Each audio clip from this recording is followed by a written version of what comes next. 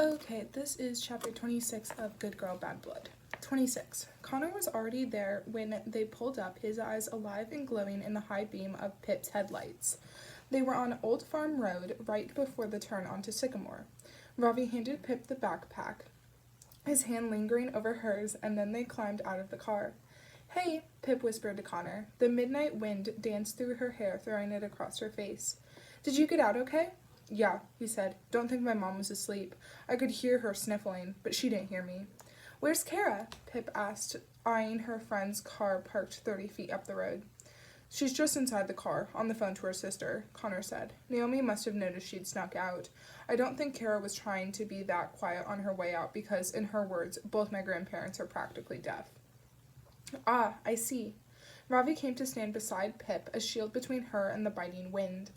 Have you seen the comments?" Connor said, his voice hardening. Was he angry? It was almost too dark to tell. "Not yet," Pip said. "Why?" "It's been like 3 hours since you released the episode, and a theory on Reddit has already gone viral." "Which one?" "They think my dad killed Jamie." Yes, he was definitely angry, a sharp edge to his voice as he shot it toward her.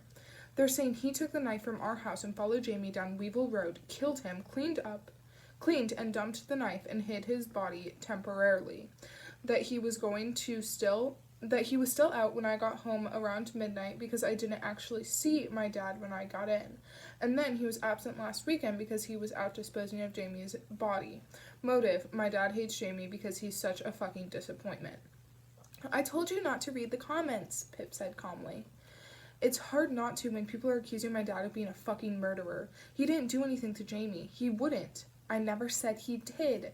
Pip lowered her voice, hoping Connor would follow suit. "Well, it is your podcast they're commenting on. Where do you think they got those ideas?" "You asked me to do this, Connor. You accepted the risks that came with it." She felt the dead of night pressing in around them. "All I've done is present the facts." "Well, the facts have nothing to do with my dad. If anyone's lying, it's Nat De Silva, not him." "Okay." Pip held up her hands. "I'm not arguing with you. All I'm trying to do is find Jamie, okay? That's all I'm doing." Ahead, Kara had just stepped out of her car, a silent hand raised in greeting as she walked over, but Connor hadn't noticed. "Yeah, I know." He also didn't notice Pip raising her eyebrows at him in warning. "But finding Jamie has nothing to do with my dad." Ravi began. "No, my dad is not a killer," Connor said, and Kara was standing right there behind him. Her eyes clouded over and her mouth stiffened, opened around an unsaid word. Connor finally noticed her, too late, scratching his nose to fill the uncomfortable silence with something. Ravi suddenly became keenly interested in the stars overhead, and Pip stuttered, scrambling for what to say. But it was only a few seconds until the smile flickered back onto Kara's face, a strain in it that only Pip would notice. "Can't relate," she said offhandedly, with an exaggerated shrug. "Don't we have a stakeout to do, or are we going to stand here chit-chatting like lost lemons?" It was a saying she'd picked up in recent weeks from her grandma, and an easy way out of this awkwardness. Pip grabbed it and nodded. "Yeah, let's go." It was best for all involved to gloss over those last 30 seconds like they'd never happened. Connor walked stiffly beside her as they turned down the gravel road, the abandoned farmhouse facing them across the grass. And there was something else here, something Pip hadn't expected. A car pulled up roughly off the road, close to the building. "Is someone here?" she said. Her question was answered just a few seconds later as a white beam of light flashed behind the grimy windows of the farmhouse. Someone was inside with a flashlight. "What's the play?" Ravi said to Pip. "The indirect or direct approach?" "What's the difference?" Connor asked. His normal voice returned to him. "Indirect is stay out here, hidden, wait to see who it is when they leave," Ravi explained. "Direct is, well, march the hell inside now and see who it is, have a little chit-chat. I'd lean toward a hider myself, but we've got an avid marcher here, so..." "Direct," Pip said decisively, as Ravi well knew she would. Time isn't on our side. Come on, quickly. Come on, quietly," she added, because the direct approach didn't necessarily mean giving up the element of surprise. They trapezed toward the house together, steps falling in line. "Are we squad goals?" Ravi whispered to Pip. Kara heard and snorted. "I said quietly. That means no jokes and no pig snorts," which was exactly how each of them reacted to her nervous energy. Pip was the first to reach the open door, the silvery spectral light of the moon on the walls of the hallway like it was lighting the way for them, guiding them toward the living room. Pip took one step out inside and paused as a guffaw rang out up ahead. There was more than one person, and from their choral laughter, it sounded like two guys and a girl. They sounded young and possibly high, holding on to the laughter long after they should. Pip moved forward a few more silent steps, Robbie close behind her, holding his breath. I bet I can fit like 27 of them in my mouth at once, one of the voices said. Oh, Robin, don't. Pip hesitated. Robin? Was this the Robin she knew? The one in the year below who played soccer with Aunt? The one she'd spied buying drugs from Howie Byers last year? She stepped into the living room. The three people were sitting on the tip-turned trash cans, and it was light enough in here that they weren't just silhouettes detaching from the darkness. A flashlight was resting in the top drawer of a warped wooden sideboard, pointing its bright silver light at the ceiling, and there were 3 bright yellow pinpricks at the ends of their lit cigarettes. Robin Kane, Pip said, making all 3 of them jump. She didn't recognize the other 2, but the girl shrieked and almost fell off her stool, and the other boy dropped a cigarette. Careful, you don't want to cause a fire, Pip said, watching the boy scramble to retrieve it while pulling up his hood to hide his face. Robin's eyes focused on her, and he said, Ugh, not fucking you. It is fucking me, I'm afraid, Pip said, adding, and co, as the others piled into the room behind her. What are you doing here? Robin took a long drag on his joint. Too long, in fact, and his face reddened as he fought not to cough. What are you doing here? Pip returned the question. Robin held up the joint. I got that part. Do you come here often? She said. Is that a pickup line? Robin asked, shrinking back immediately as Robbie straightened up to his full height beside Pip. The crap you've left behind answers my question anyway. Pip gestured to the collection of wrappers and empty beer bottles.